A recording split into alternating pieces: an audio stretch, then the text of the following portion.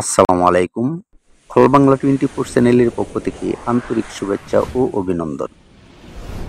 তো দর্শক বন্ধুরা, দেখতে পারতেছেন হাউজের যে গর্তটুকু, এই গর্তটুকু করা হইতেছে। এই হাউজের গর্তটুকু যে কেমনে কিভাবে করা হইতেছে ওই সব বিষয়বস্তুগুলি আপনাদেরকে দেখানোর চেষ্টা করতেছি। আজকে 8 দিন যাবৎ আপনাদের সামনে ওই কাজটুকু দেখানো হইতেছে না।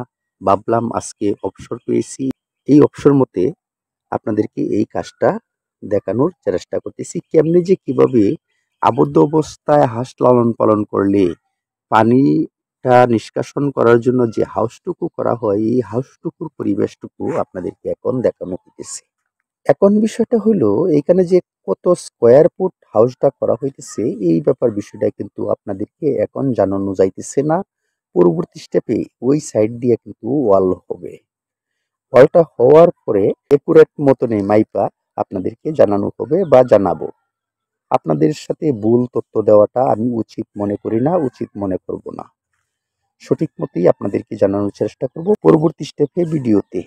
এই কাজটা কিন্তু স্লো গতিতে হইতেছে, আস্তে আস্তে করে হইতেছে।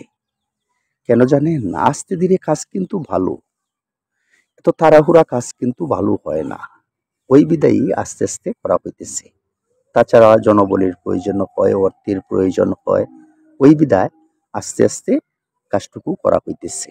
এটা কিন্তু 618 স্কোয়ার ফিট জায়গা। এইখানে দিনের বেলা হাঁসগুলি থাকবে এবং এইখানে পানিও থাকবে। ওই পানিটা নিষ্কাশন হওয়ার জন্যই কিন্তু পূর্বে যে দেখানো হয়েছে হাউসটুকু, ওই হাউসটুকুর মাধ্যমে এই জায়গার পানিটুকু সারা হবে। তো এটার এরিয়া দেওয়া হয়ে গেছে, তো ওই জন্য 618 স্কোয়ার ফুট আপনাদেরকে জানানো সম্ভব হয়েছে। আর ওইটার রাউন্ডটা দেওয়া হয় নাই এখনো, ওই বিধায় কত স্কোয়ার ফুট যে ওইটা আপনাদেরকে জানাইতে পারতেছি না।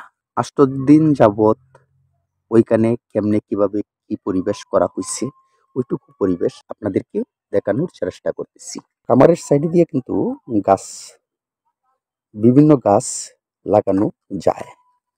কারণটা হইল, কিছু কিন্তু ছায়ার দরকার আছে, ওই বিধায় কিন্তু চতুর্দিক দিয়া গাছ দেওয়া আছে যাতে ছায়াটুকু পায়।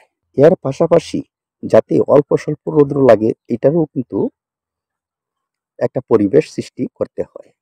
এই জন্য কিন্তু একটু খোলামেলাও রাখা হয়েছে।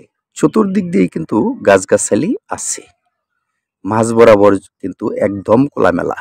এর মানে মাঝখানেও যদি গাছ থাকে তাহলে কিন্তু ছায়া হয়ে থাকবে। আর ওই ছায়ার মাধ্যমে সর্বক্ষণ কিন্তু হাঁসগুলি ভালো থাকতে পারবে না, সুস্থ থাকতে পারবে না। কিছু রৌদ্র, কিছু ছায়া স্থান থাকতে হয়। হাঁসগুলি সুস্থ সুন্দর বাঁচতে হলে কিছু ছায়াযুক্ত স্থান, আবার কিছু রৌদ্র থাকতে হবে। পানি, রৌদ্র, আলো, বাতাস সবকিছুরই কিন্তু প্রয়োজন আছে। একটা মানুষ যদি বাঁচতে হয় তাহলে যেমন সবকিছুরই প্রয়োজন হয়, তেমনি ভাবেই একটা জীবও যদি বাঁচতে হয় তাহলে সবকিছুরই প্রয়োজন হয়। যেমন হাঁসটা লালন পালন করলে রৌদ্রের প্রয়োজন আছে, বৃষ্টির প্রয়োজন আছে, আলো বাতাসের প্রয়োজন আছে, ঠান্ডার প্রয়োজন আছে, গরমের প্রয়োজন আছে। এর মানে এইটা না, অতিরিক্ত ঠান্ডা দেওয়া যাবে না, অতিরিক্ত গরম দেওয়া যাবে না। ওই ব্যাপার বিষয়টা কিন্তু আপনাদের লক্ষ্য রাখতে হবে, বা আমিও লক্ষ্য রেখেই কাজটা চালিয়ে যাইতেছি বা করতেছি। এই জন্যই কিন্তু চিন্তা ভাবনা করে আস্তে আস্তে করিয়া ওই কাজটুকু করতেছি, যাতে করিয়া কোনো রকমের ত্রুটি প্রবলেম না হয়। যদি ত্রুটি প্রবলেম হয়, এতে করিয়া আজকের ত্রুটি সারা জীবনের জন্য পস্তাইতে হবে। ওই বিধায় এখন আস্তে আস্তে করে করব, যাতে কোনো প্রকার ত্রুটি প্রবলেম না থাকে, কোনো সমস্যা না থাকে। আর যদি তাড়াহুড়া করিয়া করি, এতে করিয়া কোনো ভুল ত্রুটি প্রবলেম থাকতে পারে, এতে করিয়া আমার হাঁসের কামারের ক্ষতি হতে পারে। ওই বিধায় আস্তে আস্তে করার মূল উদ্দেশ্য। আজকে ছিল এই ভিডিও আপনাদের সামনে আবদ্ধ অবস্থায় হাঁস লালন পালন করতে গিয়া যেসব কলাকৌশল ছিল, এইসব ব্যাপার বিষয় আপনাদের সামনে তুলে ধরলাম। বিশেষ আর কি বলবো, আপনাদের সুস্বাস্থ্য মঙ্গল কামনা করে আপনাদের কাছ থেকে বিদায় নিতেছি। আমি মোহাম্মদ আজিজুল হক দুলাল। আল্লাহ হাফেজ।